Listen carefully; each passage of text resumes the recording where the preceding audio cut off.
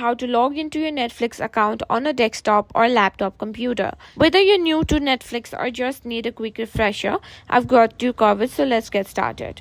First, open your preferred web browser. This could be Chrome, Firefox, Edge, or any browser you use.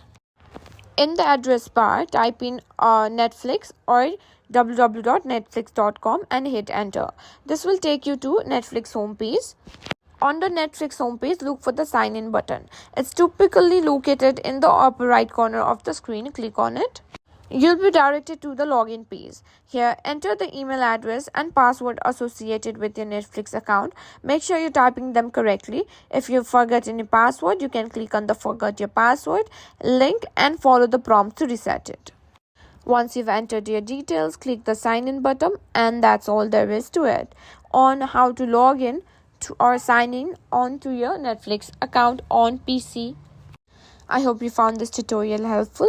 If it did, don't forget to like, share and subscribe to our channel. Thanks for watching.